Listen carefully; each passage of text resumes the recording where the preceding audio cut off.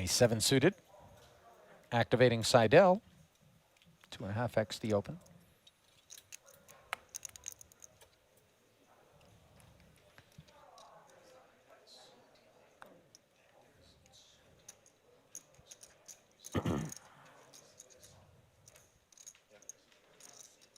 Nikolai has been active both in the big blind and the small blind next hand, activating this 5-4 hearts as well, but this time in the more passive route, black calling in position. Ace 10 suited is playable, 6-5 as well from the blinds.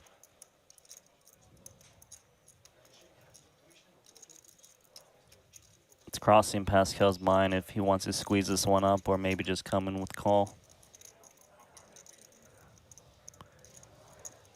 Call makes more reasonable sense given that it is an early position raise. Henrik now in the big blind gets to close things up. Out of position, of course, in the small. And price is right for Eklund here.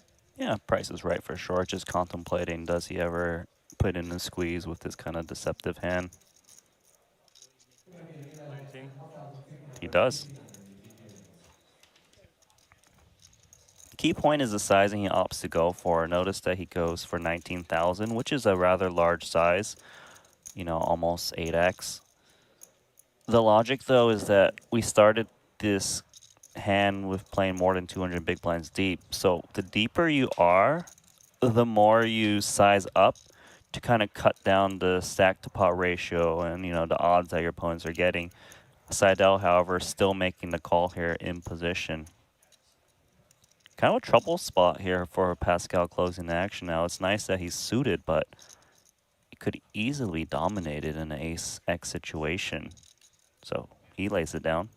It's kind of the two weaker holdings in there still. So Eklund managing to thin the field a bit. And Seidel sussing out that maybe something was afoot, but unfortunately for him, Jack 6 leaves him not only behind against Eklund, but also unimproved. Yeah, really nice for him. He also kicked out that ace 10 of diamonds that would have gave him action.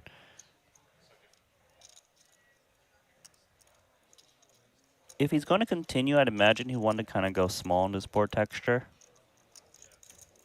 Hoping to just take it down now. Yeah, about quarter pot. You know, he's probably not expected to have that many nutted hands like the Jack X given the squeeze from the big blind.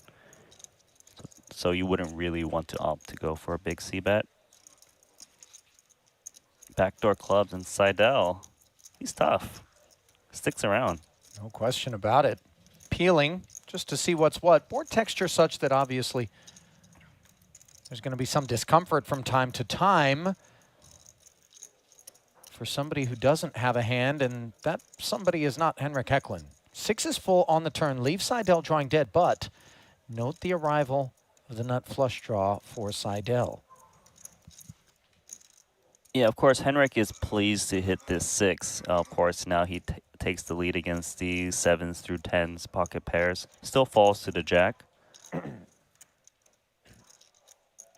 He's kind of wondering, is there value in betting against these kind of smaller pocket pairs lower than a Jack and the ace highs? Against those hands, he probably wouldn't want to size too much and get those hands to get away. Does he check to kind of let diamonds pull a trigger or a pocket pair lower than 6?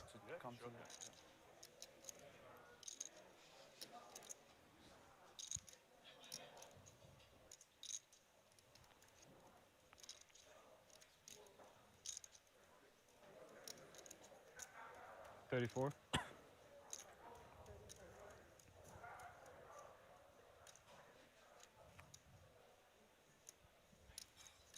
It's actually very tough here, Ali, that Seidel picks up the club draw, so more opportunity.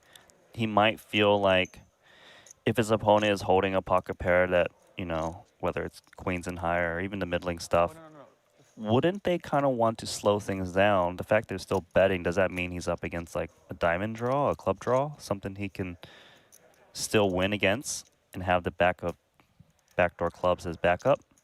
Drawing dead calls.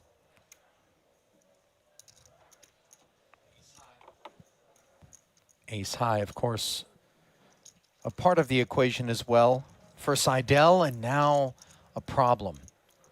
He's made the nut flush.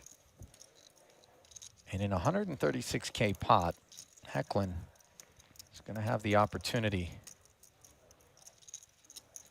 to cobble some value. Yeah, great spot that his opponent hitting the nut flush. For Henrik to bet the turn, must feel that these pocket pairs wouldn't be folding there, so he might want to target to extract value from those hands. Yeah, and half the pot makes a lot of sense to kind of attack these hands. He also is aware that Jack X and 6X should not be a large part of his range. His opponent might kind of look him up a little bit more because of that. Because you got to remember, he squeezed from the big blind against an early position raise to 19K.